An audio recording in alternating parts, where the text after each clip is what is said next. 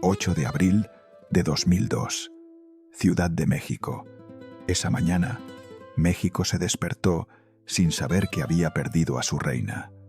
La encontraron cerca de las 10, inmóvil en su cama, rodeada de cuadros que valían fortunas, joyas que ninguna mujer del mundo habría podido permitirse y muebles traídos de Europa pieza por pieza durante décadas. Tenía 88 años y había muerto el mismo día en que nació. Las flores llenaron las calles. El Palacio de Bellas Artes abrió sus puertas. México entero lloraba a la doña. Pero mientras México lloraba, dentro de esa familia algo muy diferente estaba ocurriendo, porque María Félix dejó algo escrito, firmado, definitivo, y cuando su familia lo leyó, lo que hicieron a continuación no fue llorar, fue pedir que abrieran su tumba. Piensa en eso un momento. La mujer más orgullosa del cine mexicano, desenterrada por orden judicial, con 100 agentes rodeando el cementerio, mientras México preguntaba en voz baja lo que nadie se atrevía a decir en voz alta. ¿La mataron? Hoy vas a descubrir la respuesta a esa pregunta, pero también vas a descubrir algo que duele mucho más que esa respuesta. Esto no es la historia de cómo murió María Félix, es la historia de los secretos que guardó en vida y de los que su tumba no pudo guardar después. Hoy vas a descubrir 4 cosas sobre María Félix que probablemente nadie te ha contado de esta manera. Primera, ¿quién era Luis Martínez de Anda? ¿Cómo entró en aquella mansión de Polanco siendo un muchacho de 18 años? ¿Y por qué María Félix le dejó todo, mientras su propia familia no recibió absolutamente nada? Segunda, lo que ocurrió el 29 de agosto de 2002, cuando funcionarios con órdenes judiciales llegaron al Panteón francés a las 6 de la mañana a abrir su tumba, y lo que encontraron adentro que nadie esperaba. Tercera, la frase más escandalosa que una mujer ha escrito jamás sobre su propio hermano. Una frase que María Félix escribió ella misma, con su propio nombre, en su autobiografía, y lo que esa frase explica sobre cada uno de los hombres que vinieron después en su vida. Cuarta, lo que le hizo a su único hijo, lo que dijo públicamente de él, cómo ese hijo murió solo, borrado por Televisa, y por qué María no estaba en México cuando ocurrió. Te avisaré cuando lleguemos a cada uno de estos puntos. No te vayas antes, porque lo que vas a escuchar no va a cambiar lo que sientes cuando escuchas el nombre de María Félix. Eso es intocable, pero sí puede cambiar cómo recuerdas a las personas que la rodearon. Empecemos por el documento que lo desató todo. El testamento de María Félix se firmó el 10 de julio de 2001, 9 meses antes de su muerte, y no se firmó en una notaría, como habría sido lo normal para una mujer de su posición y su fortuna. Se firmó en su propia casa, en esa mansión de Polanco donde ella controlaba quién entraba y quién salía, qué se veía y qué no, qué se sabía y qué se quedaba entre sus paredes. Cuando su abogado leyó el contenido de ese documento, el golpe fue inmediato. Luis Martínez de Anda era el heredero principal. 2 casas en Polanco, una en Cuernavaca, la mayor parte de sus bienes. Todo para Luis y su familia, sus hermanos, la sangre que llevaba su apellido. No recibió nada. 0. Piensa en eso un momento.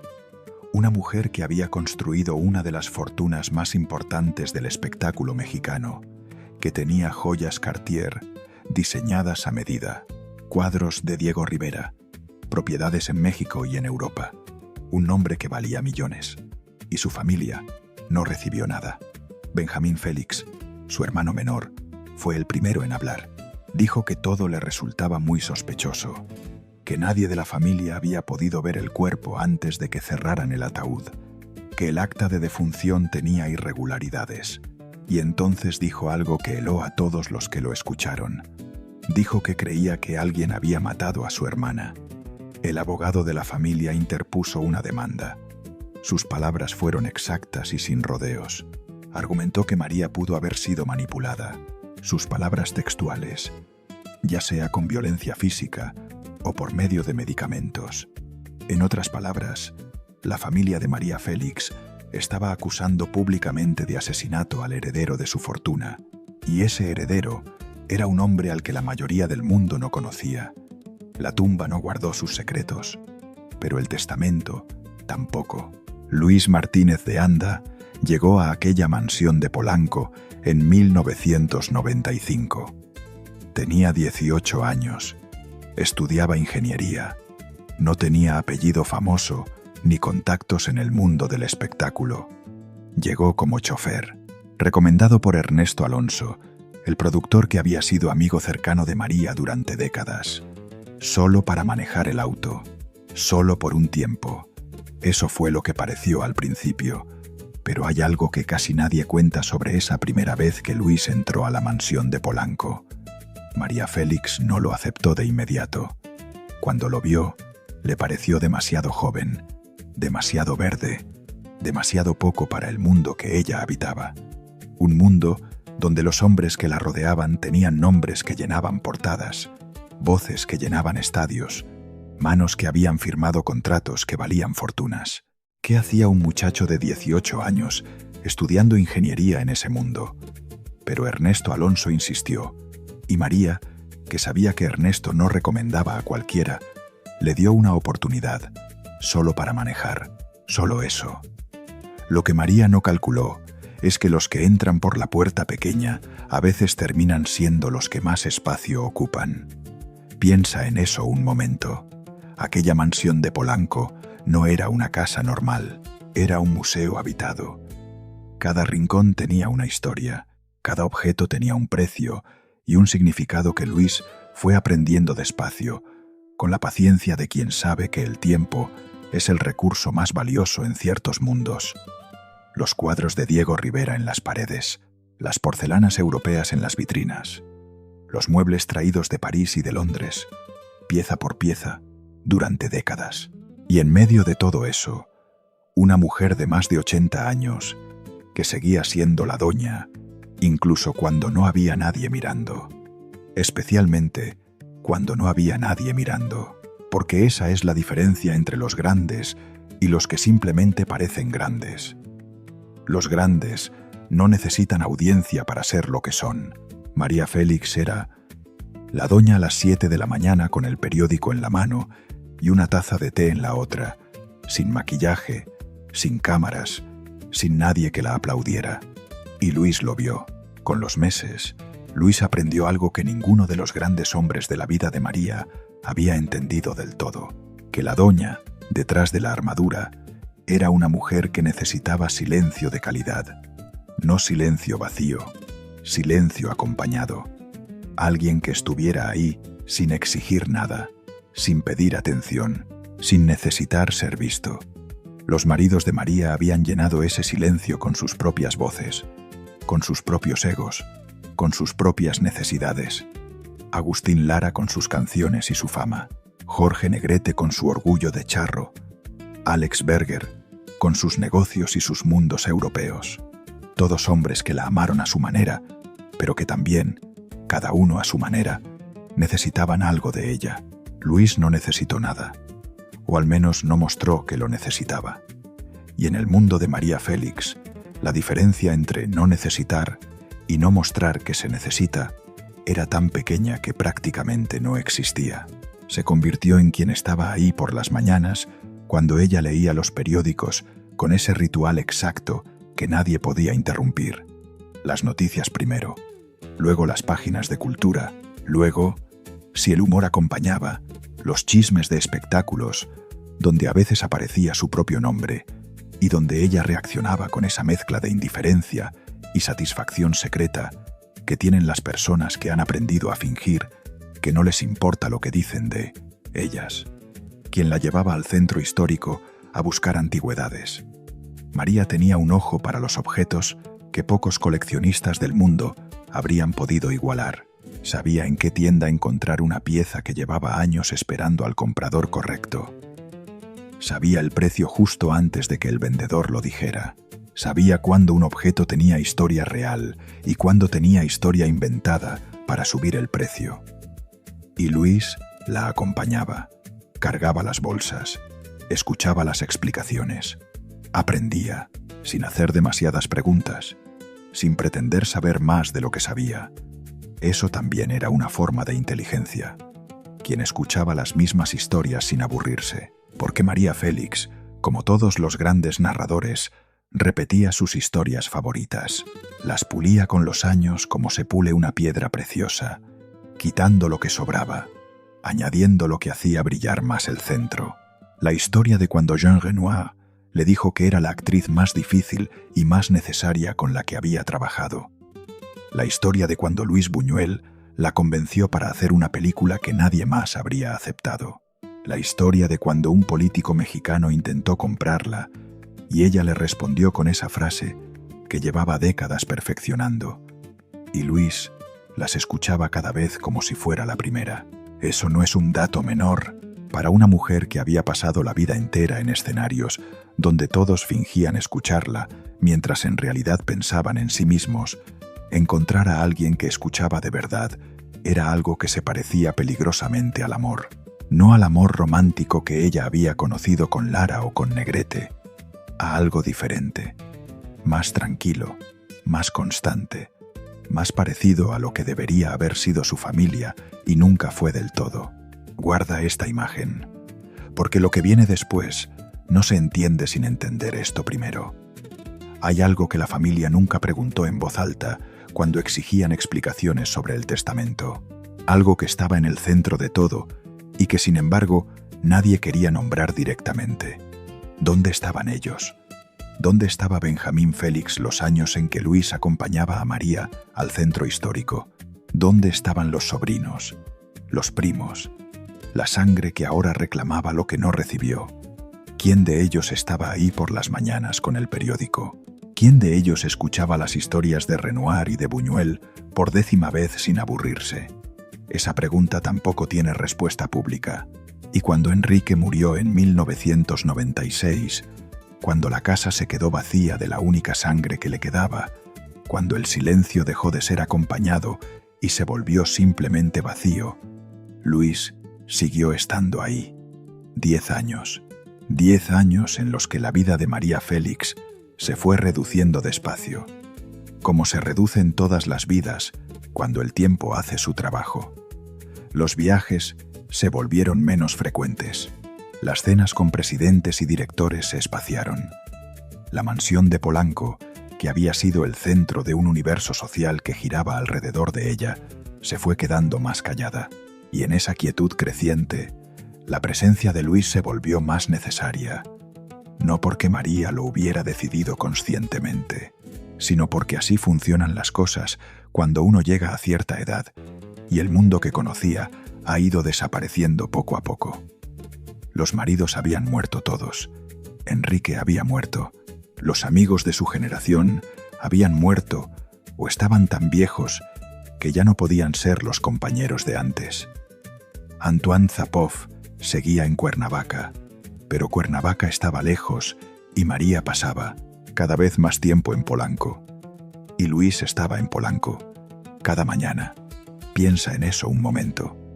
De todos los hombres que pasaron por la vida de María Félix, hombres que le escribieron canciones, que le dieron apellidos, que le abrieron las puertas de Europa, el que terminó con todo lo que ella había acumulado en 88 años, fue el muchacho que llegó a manejar su auto. Pero hay algo más que la familia nunca dijo en voz alta, y que sin embargo estaba en el centro de todo. Si Luis manipuló a María Félix, si de alguna manera influyó en sus decisiones durante esos últimos años, tendría que haber sido el manipulador más paciente y más discreto de la historia del espectáculo mexicano, porque María Félix no era una mujer fácil de manipular. Esta era la mujer que había despedido a productores con una sola mirada, que había negociado contratos con los estudios más poderosos de Europa sin que nadie la engañara, que había sobrevivido a 4 matrimonios sin perder ni su nombre, ni su dinero, ni su orgullo, que había dicho públicamente que el amor de madre le parecía la cosa más cursi del mundo, y lo había dicho sin pedir disculpas. ¿Alguien puede creer seriamente que un muchacho de 18 años la manipuló durante una década sin que ella se diera cuenta? Esa es la pregunta que la familia nunca respondió. La familia lo llamó manipulación. Los abogados lo llamaron influencia indebida. La prensa lo llamó escándalo. Luis lo llamó la voluntad de ella. Y tenía un papel firmado que lo respaldaba. Un papel firmado en casa, no en una notaría. Ese detalle que la familia usó como argumento central de su impugnación tiene dos lecturas completamente opuestas. La primera lectura es la de la familia. Un testamento firmado en casa y no en notaría es sospechoso. Una mujer de 87 años, rodeada de personas que controlan su acceso al mundo exterior, firmando documentos en su propia casa sin la presencia de un notario independiente, es una imagen que genera preguntas legítimas. La segunda lectura es la de Luis. María Félix fue una mujer que durante 88 años tomó todas sus decisiones importantes exactamente donde quiso tomarlas, en sus términos, bajo sus condiciones, sin que nadie le dijera dónde debía firmar, ni cuándo, ni delante de quién. ¿Por qué habría de ser diferente en esta última decisión? ¿Era realmente la voluntad libre de una mujer de 87 años? ¿O había algo más ocurriendo en aquella casa que nadie de fuera podía ver? Esas preguntas no tienen respuesta pública. Lo que sí tiene respuesta es lo que la familia decidió hacer a continuación. Cuando entendieron que ningún tribunal iba a detener ese testamento con argumentos legales, tomaron un camino mucho más oscuro. Decidieron buscar la respuesta donde María Félix ya no podía negársela, en su propio cuerpo. La tumba no guardó sus secretos, y estaban dispuestos a comprobarlo. 29 de agosto de 2002. Panteón Francés de San Joaquín, Ciudad de México, las 6 de la mañana. Mientras la ciudad dormía, casi 100 agentes judiciales llegaron al cementerio. Granaderos, policía montada a caballo. Una operación que parecía diseñada para proteger algo muy valioso o para esconder algo muy incómodo.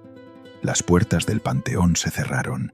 La prensa no podía entrar. Los curiosos no podían entrar.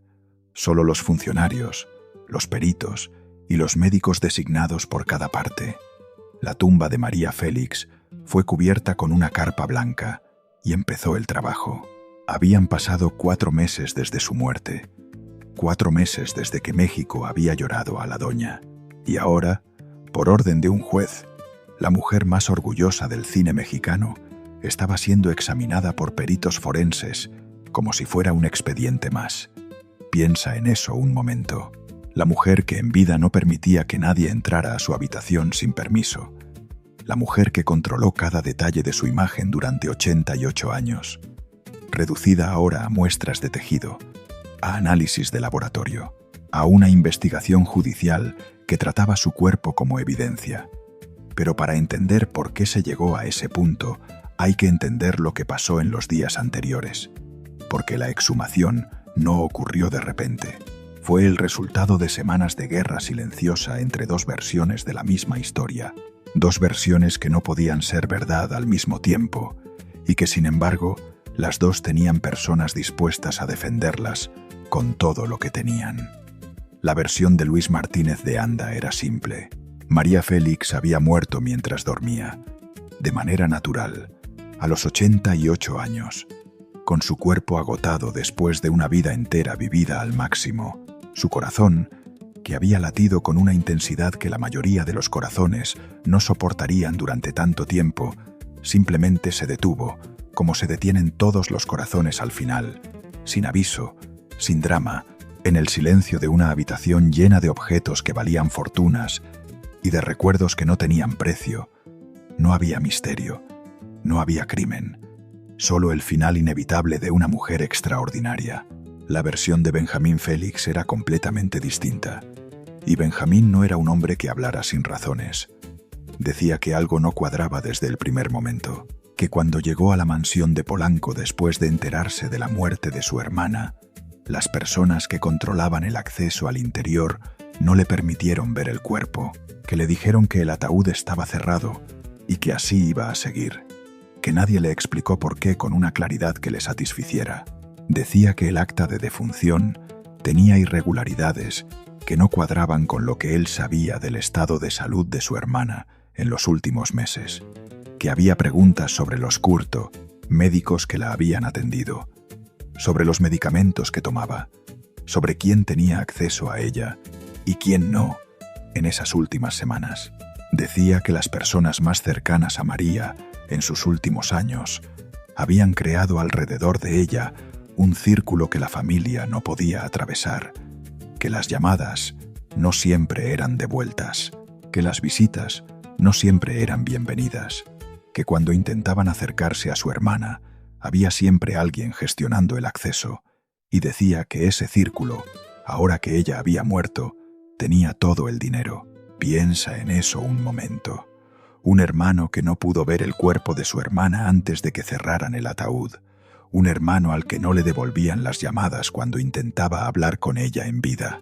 Un hermano que se enteró del testamento y descubrió que su propia sangre no había recibido absolutamente nada. ¿Tenía razones para sospechar? Esa es la pregunta que México no podía dejar de hacerse. Su abogado, Patricio O'Farrill, fue el que puso en palabras lo que Benjamín pensaba, pero no se atrevía a decir directamente ante las cámaras. Argumentó ante el juez que María Félix pudo haber sido víctima de una manipulación, que alguien pudo haber acelerado su muerte. Sus palabras exactas, recogidas por los medios en aquella época, fueron estas, ya sea con violencia física o por medio de medicamentos. En otras palabras, estaban diciendo que alguien la había envenenado, y el nombre que flotaba sobre esa acusación, aunque nadie lo dijera directamente ante las cámaras, era el de Luis Martínez de Anda.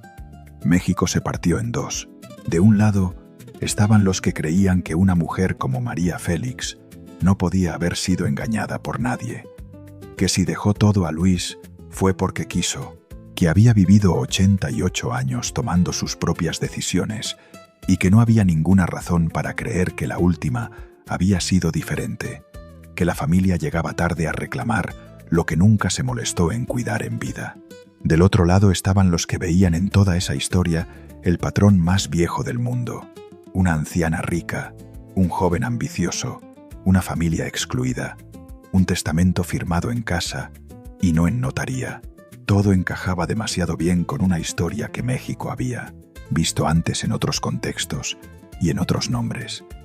Y entre esos dos lados había millones de personas que no sabían qué creer, pero que no podían dejar de hablar del tema, en los mercados, en las cocinas, en los salones de belleza, donde las mujeres de México procesan las grandes tragedias nacionales, en los programas de radio donde los locutores tomaban partido con una pasión que dejaba claro que esto no era solo un escándalo de farándula, era algo más profundo.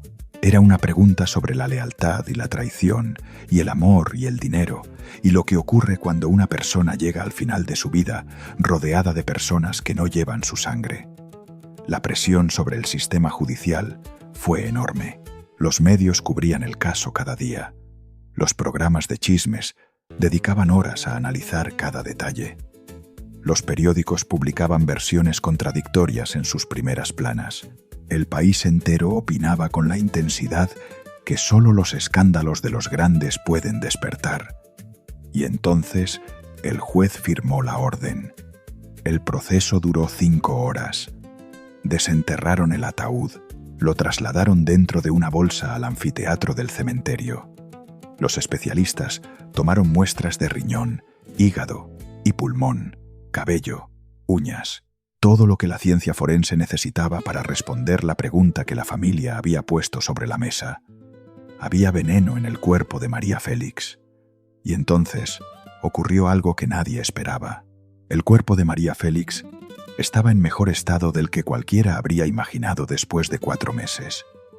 Un médico presente en la diligencia, designado por la propia familia, habló después con los medios. Sus palabras se repitieron en todos los noticieros del país durante días. Dijo que el cuerpo tenía pelo, que los ojos estaban abiertos, que no estaban descompuestos como sería normal después de ese tiempo, que había algo en el estado de conservación del cuerpo que resultaba llamativo para alguien con su experiencia. Y entonces añadió algo que encendió a todo México. Le quitaron los órganos y la volvieron a enterrar sin ellos. Ese es un ritual satánico. La prensa que esperaba afuera no podía verificar nada. Las puertas seguían cerradas. Los funcionarios no hacían declaraciones. Los peritos no hablaban. Y cuando el acceso a la verdad se cierra, México hace lo que siempre ha hecho cuando la verdad no está disponible. Inventa leyendas, que si la habían enterrado boca abajo, que si era un castigo por sus pecados, que si era señal de una maldición que pesaba sobre la familia Félix desde generaciones atrás, que si los que la rodeaban en sus últimos años pertenecían a un círculo oscuro que usaba a personas mayores y adineradas para quedarse con sus fortunas. Los rumores se multiplicaron durante días, con esa velocidad que solo tienen las historias que tocan algo que la gente ya temía de alguna manera. Nada de eso se verificó, nada tuvo prueba. Ninguna de esas versiones encontró un solo hecho concreto que la sostuviera. Pero el daño ya estaba hecho, porque en México, como en todos lados, una sospecha que se instala en el imaginario popular no necesita ser probada para volverse permanente. Se queda ahí, flotando, lista para resurgir cada vez que alguien menciona el nombre de María Félix en una conversación que va más allá de sus películas. 20 años después, cuando se hacía una entrevista a Luis Martínez de Anda sobre su vida junto a María Félix, la sombra de esa sospecha seguía ahí, sin pruebas, sin condena, pero presente, como una mancha que no se lava del todo aunque el agua sea limpia. Lo que sí se verificó, días después de la exhumación, fue esto.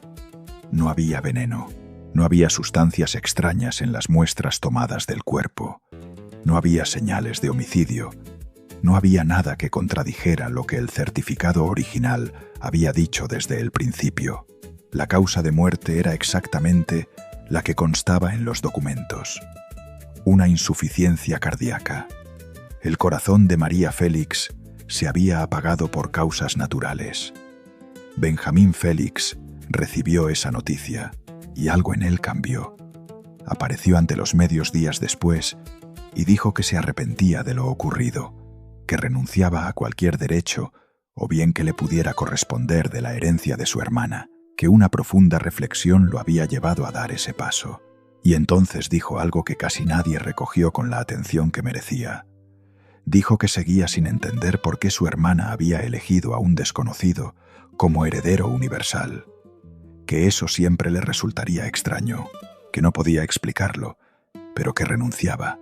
Piensa en eso un momento. Un hombre que había llegado tan lejos que había convencido a un juez de ordenar la exhumación del cadáver de su propia hermana, que había puesto el nombre de Luis Martínez de Anda en el centro de una acusación pública de asesinato, que había movilizado abogados, medios y opinión pública durante semanas, y de repente, sin que nadie le hubiera dado una respuesta satisfactoria a sus dudas originales, se retractó. ¿Qué pasó en esos días entre la exhumación y la retractación? ¿Alguien habló con Benjamín en privado? ¿Alguien le mostró algo que los medios no supieron? ¿O simplemente entendió que había perdido y decidió retirarse antes de quedar peor? Esas preguntas tampoco tienen respuesta pública. La denuncia quedó archivada. El testamento quedó en pie. Luis Martínez de Anda tomó posesión de la herencia y la tumba de María Félix volvió a cerrarse. Pero México no pudo cerrar las preguntas con ella. ¿Por qué el ataúd había permanecido cerrado durante todo el funeral? ¿Por qué solo su hermana Eugenia había podido ver el cuerpo? ¿Y por qué Benjamín, que había llegado tan lejos, que había conseguido abrir la tumba de su propia hermana, se retractó tan de repente, sin explicar nada? Esas preguntas no tienen respuesta pública. La tumba no guardó sus secretos, y las respuestas tampoco llegaron de ella. Hay una frase que María Félix escribió con su propio nombre, en su propio libro, y que México lleva décadas sin saber muy bien cómo digerir. No la dijo en una entrevista donde alguien pudiera malinterpretarla. No fue un rumor que corrió en los pasillos de Televisa. No fue algo que dijeron sus enemigos para hacerle daño. Lo escribió ella, con premeditación, sabiendo exactamente lo que ponía sobre el papel, y lo que escribió fue esto. Estaba tan guapo que me temblaron las piernas. Pensé en buscarme un muchacho como él, que tuviera su piel y sus ojos, pero que no fuera mi hermano. Era una tontería, porque el perfume del incesto no lo tiene otro amor. Guarda esas palabras, porque esa frase no salió de la nada. Salió de una herida que María Félix cargó toda su vida y que ninguno de sus 4 maridos pudo cerrar jamás. Su nombre era Pablo. Pablo Félix era su hermano, y entre los dos había algo que en aquella familia conservadora de Álamos, Sonora, empezó a incomodar a los adultos antes de que ninguno de los dos pudiera entender por qué. La madre de María lo notó y actuó, sin explicaciones, sin conversación, sin darle a María la oportunidad de despedirse como se merece una despedida. Pablo fue enviado al colegio militar en Ciudad de México. De un día para otro, la persona más cercana a María Félix desapareció de su vida por orden de su propia madre. Piensa en eso un momento. No fue un hombre quien le rompió el corazón por primera vez. Fue su propia familia. La misma sangre que debía protegerla fue la que le enseñó que el amor podía arrancarse por decreto, que sentir demasiado tenía consecuencias, que mostrar el corazón era peligroso. Ahí nació la muralla, no en un set de cine, no cuando los directores descubrieron su rostro, no cuando el público empezó a aplaudirla.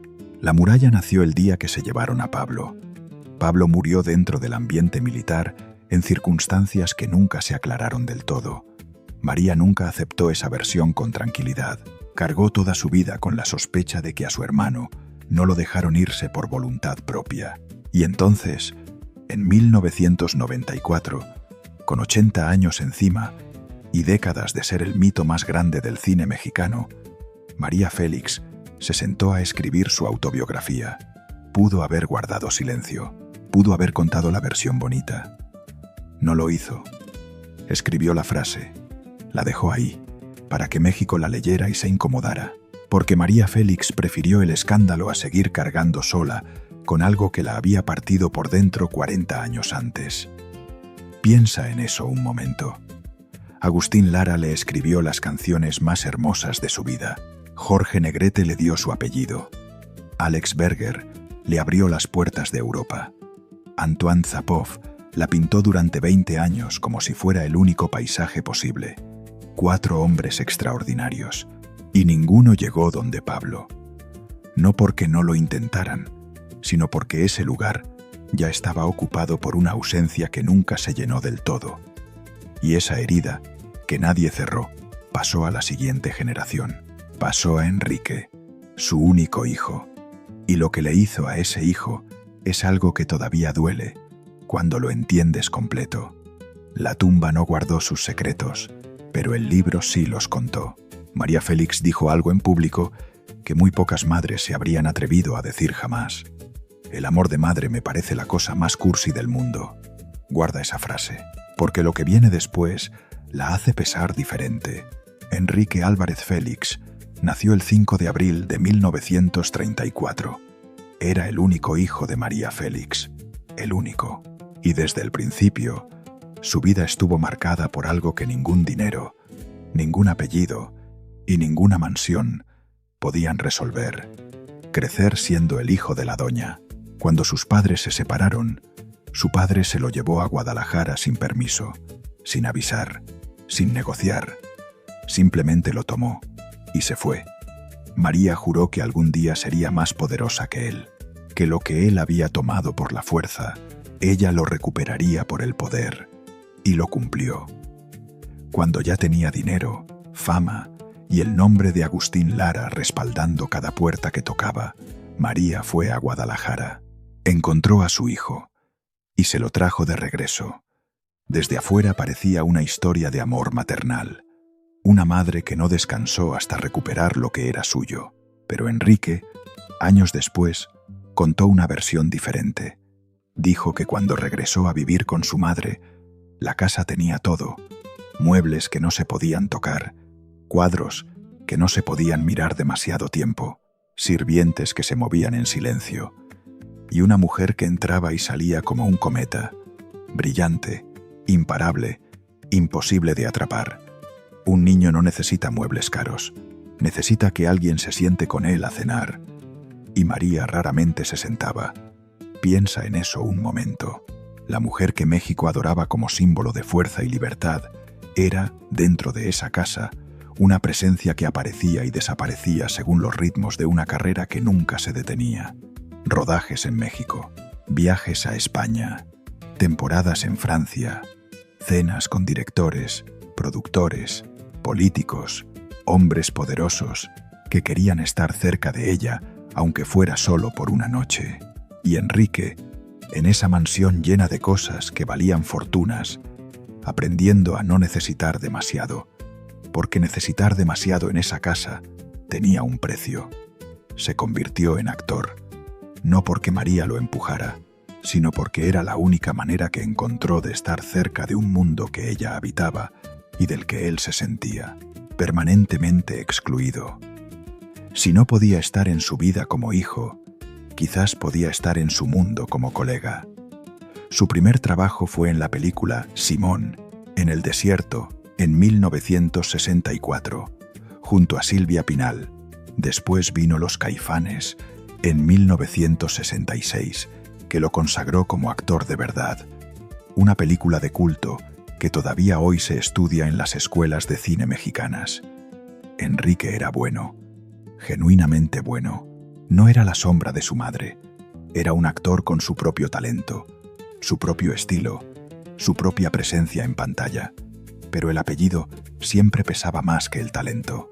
Cada entrevista empezaba con la misma pregunta: ¿cómo es ser hijo de María Félix? ¿Qué se siente crecer con una madre así? ¿Te enseñó algo sobre la actuación?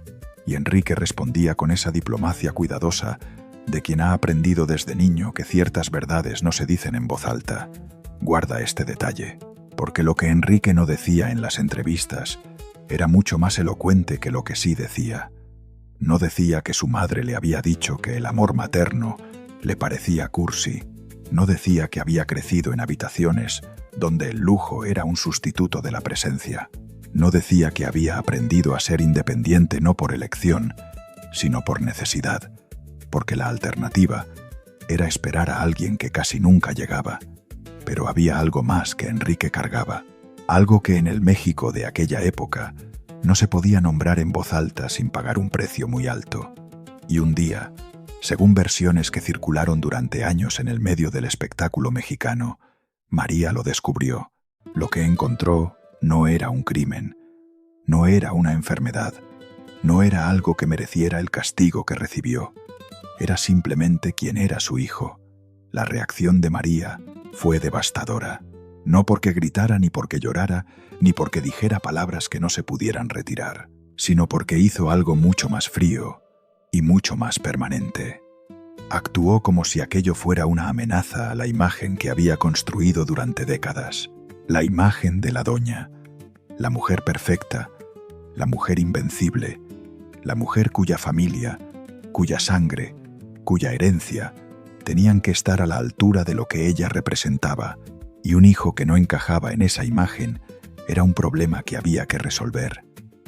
La solución fue la misma que su propia madre había usado con Pablo décadas antes: alejar lo que incomoda, como si la distancia pudiera borrar lo que ya existe. Enrique fue enviado lejos: París, Londres, internados, disciplina, años fuera de México construyendo una vida en la distancia mientras su madre seguía siendo la doña para el resto del mundo. Piensa en eso un momento. La misma herida que María recibió de su madre cuando se llevaron a Pablo, ella se la pasó a su hijo, no por maldad consciente, sino porque es lo que hacemos cuando no sabemos cómo sanar lo que nos rompieron. Lo repetimos, lo transferimos, lo convertimos en patrón. Así se heredan las maldiciones familiares, no siempre con gritos, a veces con silencio, con distancia, con internados en París y cartas que no llegan, y visitas 2 veces al año, y una madre que da dinero pero no tiempo. Enrique regresó, construyó su carrera, sobrevivió a la frialdad de su madre y a los silencios de una casa donde el orgullo siempre pesó más que la ternura. Participó en telenovelas que todo México vio: Marisol, Luz y Sombra, La sonrisa del diablo, un actor respetado que llenaba las pantallas de un país que no sabía lo que pasaba detrás de ese apellido. Pero entonces llegó 1996. Televisa empezó a despedir personas de manera sorpresiva, sin explicaciones públicas, sin comunicados oficiales. De un día para otro, ciertos actores dejaban de recibir llamadas. Sus contratos no se renovaban. Sus personajes desaparecían de los guiones sin explicación. Extraoficialmente se dijo que los habían corrido por ser homosexuales. Enrique Álvarez Félix, el hijo de la mujer más famosa del cine mexicano, quedó fuera de la empresa, en el mismo año en que murió. El 24 de mayo de 1996, Enrique murió de un infarto al miocardio. Tenía 62 años. Algunos medios señalaron la posibilidad de que su salud hubiera estado deteriorándose durante meses, que el golpe de Televisa, que era su mundo, su trabajo, su forma de seguir existiendo dentro de la industria que su madre había dominado, lo había dejado sin el ancla que necesitaba. Un hombre que pierde su trabajo, su identidad profesional y la posibilidad de seguir siendo visto en el único mundo donde había aprendido a ser alguien, lleva un peso que el corazón no siempre puede sostener. María no estaba en México cuando ocurrió. Guarda eso. El único hijo de la doña, el hombre que pasó la vida intentando ser digno de una mirada que nunca llegó del todo, recién borrado por la televisión que lo había dado de comer durante décadas, muerto a los 62 años, con el corazón roto de maneras que ningún certificado médico puede explicar completamente. Y su madre no estaba ahí. Ernesto Alonso, el mismo hombre que años después recomendaría a Luis Martínez de Anda como chofer, fue quien se encargó de los detalles más dolorosos. El féretro permaneció cerrado durante el funeral. La explicación fue discreta pero devastadora. Por el estado en que fue encontrado, no era conveniente exponer el rostro. María regresó después, cuando el golpe ya había caído, cuando ya no había nada que decir ni nadie que pudiera escucharla, y el país que la adoraba la vio aparecer en el funeral de su hijo con esa compostura que solo ella sabía mantener, esa compostura que México interpretó como fortaleza y que quizás era simplemente la única forma que María Félix sabía de estar en el mundo, sin mostrar lo que dolía. Siempre sin mostrar lo que dolía. 6 años después de la muerte de Enrique, María Félix cerró los ojos en esa mansión de Polanco, rodeada de lujo y de silencio, y sus restos fueron colocados en el Panteón francés junto a los de su hijo, juntos al final, como no pudieron estar en vida. Y entonces viene Antoine Zapov, el pintor ruso-francés que llegó a su vida en 1981, 20 años más joven que ella, un artista que había llegado a México buscando inspiración y que encontró algo que no esperaba encontrar, a María Félix. Vivieron juntos en Cuernavaca durante 2 décadas, una casa rodeada de jardines, donde el tiempo parecía moverse diferente, lejos del ruido de Ciudad de México, lejos de las cámaras, lejos de la industria, y sus exigencias y sus miradas, y sus juicios. Zapov la pintó obsesivamente durante todos esos años, retratos tras retratos, su rostro desde todos los ángulos, su mirada desde todas las distancias, como si necesitara capturarla completa antes de que el tiempo hiciera lo que inevitablemente hace.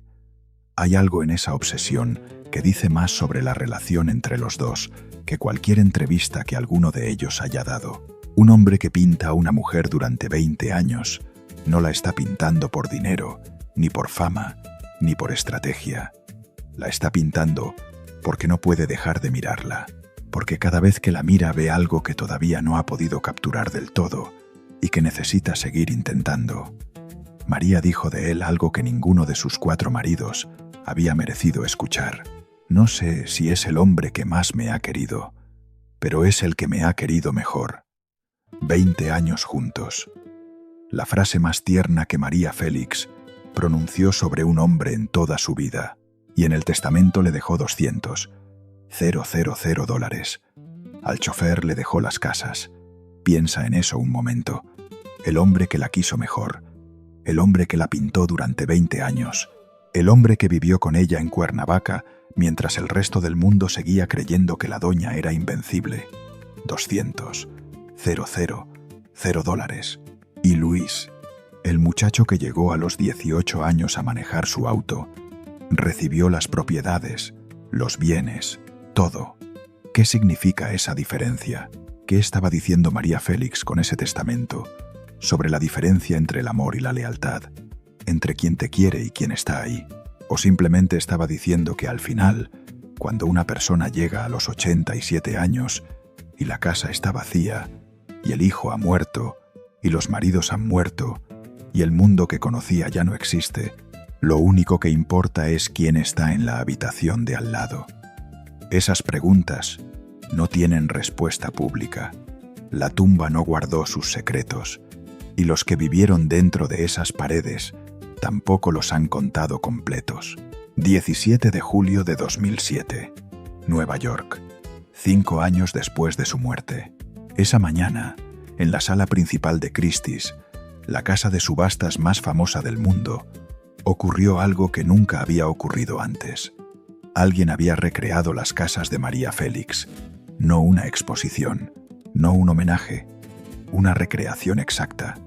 Los muebles en el mismo sitio donde ella los tenía, los cuadros colgados donde ella los colgaba, las porcelanas ordenadas como si la doña fuera a entrar en cualquier momento a revisar que nadie hubiera tocado nada sin permiso. Y entonces abrieron las puertas y entraron desconocidos con chequeras.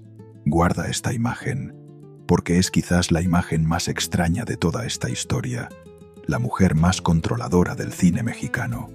Cado Purdó, la mujer que en vida decidía quién entraba a su casa, qué se tocaba, qué se miraba, quién se acercaba y desde qué distancia. Esa mujer, 5 años después de cerrar los ojos, estaba siendo visitada por personas que nunca la habían conocido, que nunca habían escuchado sus historias, que nunca habían visto esa mirada que paralizaba a los hombres más poderosos de México. Personas que habían venido a comprar pedazos de su vida. Pero para entender lo que ocurrió en esa sala, hay que entender primero lo que representaba cada objeto que estaba ahí, porque en la vida de María Félix nada era decoración, todo era lenguaje. Cada mueble europeo que había traído de sus años en París y en Londres era una declaración. Yo estuve ahí, yo pertenecía a ese mundo. Yo no soy una actriz de provincia que llegó a la capital con hambre y ambición. Soy una mujer que se sentó a cenar con los más grandes y no necesitó pedir permiso para hacerlo. Cada cuadro de Diego Rivera era una conversación. Rivera la había pintado en el set de Río Escondido con un bebé en brazos, una imagen que capturaba algo que el público no veía en sus películas, la dureza y la ternura conviviendo en el mismo cuerpo. Como siempre, habían convivido en María. Y las joyas eran otra cosa completamente. María Félix tenía una relación con las joyas que ninguna otra mujer del cine mexicano tuvo jamás. No las usaba para verse bonita, no las usaba para presumir, las usaba para comunicar algo que las palabras no siempre podían decir con suficiente claridad. La serpiente de Cartier era quizás la pieza más famosa de toda su colección. Una joya diseñada especialmente para ella por la casa más exclusiva del mundo. Una serpiente de oro y diamantes que se enrollaba alrededor del cuello como si el peligro fuera un accesorio de moda. Cuando María Félix se ponía esa serpiente, el mensaje era tan claro que no necesitaba traducción. Soy peligrosa, soy capaz de morder. Acércate si quieres, pero sabiendo lo que te arriesgas. El cocodrilo de oro y piedras preciosas decía lo mismo con otras palabras. Los animales depredadores convertidos en joyas. El peligro convertido en belleza. La advertencia disfrazada de elegancia. Esas joyas no eran accesorios, eran su armadura. Y ahora estaban en una sala de Nueva York, esperando al mejor postor. Los martillazos empezaron. Cada golpe vendía algo. Una silla, un cuadro, una porcelana, una memoria. Pero cuando llegó el turno de las joyas, algo cambió en la sala. El silencio antes de cada puja tenía una densidad diferente. Como si los compradores, aunque no supieran exactamente por qué, sintieran que estaban tocando algo que no estaba completamente disponible. que había algo en esas piezas que no terminaba de pertenecer al mundo de los lotes numerados y los precios estimados. La serpiente fue levantada por manos que no conocían su historia, valuada en fríos números por ojos que nunca la habían visto brillar sobre la piel de la doña, presentada ante una sala llena de coleccionistas que la veían como una pieza extraordinaria de joyería, sin saber que durante décadas había sido la manera que tenía una mujer de decirle al mundo que era intocable. Un martillazo, y se fue. El cocodrilo siguió el mismo camino, y los vestidos de alta costura y los muebles que habían estado en esa sala de Polanco, donde María Félix había recibido a presidentes y directores de cine y hombres que daban las órdenes al mundo, todo numerado, todo vendido, todo dispersado entre manos que no sabían lo que tenían. Piensa en eso un momento. María Félix había pasado 88 años construyendo una escenografía perfecta alrededor de sí misma, cada objeto elegido con una precisión que los decoradores profesionales habrían envidiado. No era capricho, era arquitectura, era la manera en que una mujer que había salido de Álamos, Sonora con nada, le decía al mundo que había llegado a algún lugar que muy pocos alcanzaban. Y Christie's había recreado esa escenografía con una fidelidad casi dolorosa. Los muebles en su sitio, los cuadros colgados donde ella los colgaba, las porcelanas ordenadas como si la doña fuera a llegar en cualquier momento, para que los compradores pudieran imaginar que estaban ahí, dentro de su mundo, tocando lo que ella tocaba, viendo lo que ella veía, y entonces pagar por eso. La estimación era de $4 millones, pero algo pasó dentro de esa sala que nadie había calculado. Quizás era la recreación de las casas que hacía que cada objeto se sintiera vivo todavía. Quizás era el nombre de María Félix, que seguía resonando con una fuerza que ni siquiera 5 años después de su muerte había comenzado a apagarse. Quizás era esa sensación extraña e imposible de articular de estar comprando algo que nunca debió estar en venta. La vida entera de una mujer convertida en lotes numerados. El resultado final fue $7.3 millones, casi el doble de lo esperado. Se vendieron 597 lotes de 600. Solo quedaron 3 cosas sin comprador. 3 cosas de toda una vida que nadie quiso. ¿Cuáles eran esas 3 cosas? Eso tampoco se supo con claridad. Quizás objetos demasiado personales para ser deseables. Quizás piezas cuya historia era demasiado oscura para que alguien quisiera llevarlas a casa. Quizás simplemente cosas que en el contexto de una subasta no encontraron al comprador correcto. Pero hay algo en esa imagen que no se puede sacudir fácilmente. 3 cosas que nadie quiso. En una vida donde todo valía una fortuna, donde hasta los objetos más cotidianos tenían detrás décadas de historia y de significado. 3 cosas que se quedaron solas en esa sala cuando los martillazos terminaron y los compradores se fueron con sus lotes numerados y sus recibos y sus pedazos de una leyenda. Parte del dinero fue a la Cruz Roja Mexicana, el resto fue para Luis, el muchacho que había llegado a manejar su auto, el heredero universal de una reina que había controlado cada detalle de su mundo durante 88 años y que al final no pudo controlar lo único que importaba, lo que harían con todo eso cuando ella ya no estuviera para decir que no. Pero hay algo más que esta subasta reveló sin querer, algo que va más allá del dinero y de los lotes y de los martillazos.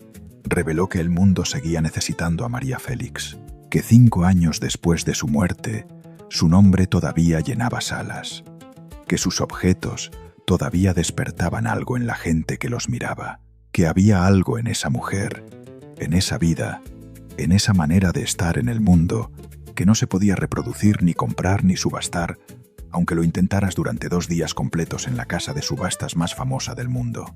Porque lo que hacía que esos objetos valieran $7.3 millones no era la calidad de la porcelana, ni la firma en los cuadros, ni el oro de las joyas. Era ella, era la historia de una mujer que había llegado desde Álamos, Sonora, sin nada, y había construido alrededor de sí misma un mundo tan poderoso y tan completo que incluso dispersado en 597 lotes, seguía siendo reconocible, seguía siendo suyo. Y eso es algo que ningún testamento puede legar, que ningún heredero puede recibir, que ningún martillazo puede vender. Los $7.3 millones fueron para Luis, pero lo que hizo que esos objetos valieran $7.3 millones se fue con ella el 8 de abril de 2002, y eso no estaba en ningún lote. La tumba no guardó sus secretos, y la subasta vendió hasta los que quedaban, pero lo que era verdaderamente suyo, lo que ningún papel firmado en casa podía transferir, eso sigue siendo de ella, para siempre. María Félix ganó todas las batallas de su vida. Ganó contra la pobreza, ganó contra los hombres que creyeron que podían poseerla, ganó contra una industria que no estaba preparada para una mujer como ella, ganó contra el tiempo durante más décadas de las que cualquiera habría apostado. Y cuando se fue, lo que quedó no sobrevivió intacto ni un año. Su hermano Pablo murió en circunstancias que nunca se aclararon. Su único hijo murió solo, recién borrado por Televisa, con el corazón roto de maneras que ningún certificado médico puede explicar del todo. El hombre que dijo que la quiso mejor que nadie recibió $200,000. El muchacho que llegó a manejar su auto recibió las casas, las propiedades y todo lo demás. Su familia no recibió nada, y su propio hermano llegó tan lejos en su desesperación que consiguió una orden judicial para abrir su tumba. Y después se arrepintió, y nunca explicó por qué. Piensa en eso un momento.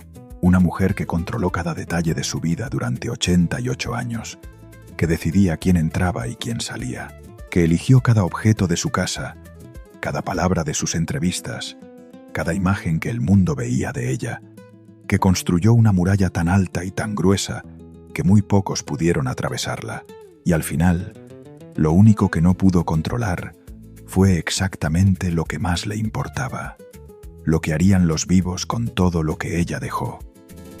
Hay algo que esta historia no puede cerrar limpiamente, algo que permanece abierto por más que uno intente encontrarle un final ordenado.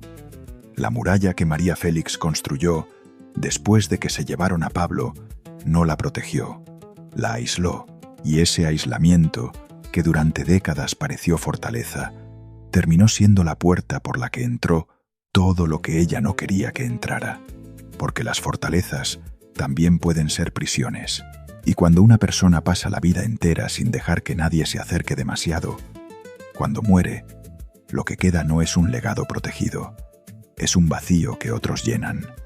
La tumba no guardó sus secretos, pero alguien sí los guarda, y la pregunta que México todavía no puede responder no es quién se quedó con su dinero, ni quién merecía más en ese testamento. La pregunta es más sencilla y más dolorosa que todo eso. Una mujer que lo tuvo todo, que fue amada por millones, que llenó estadios y conquistó continentes y dejó su huella en cada rincón del cine mexicano. ¿Por qué murió tan sola? Si llegaste hasta aquí, es porque esta historia te llegó al corazón.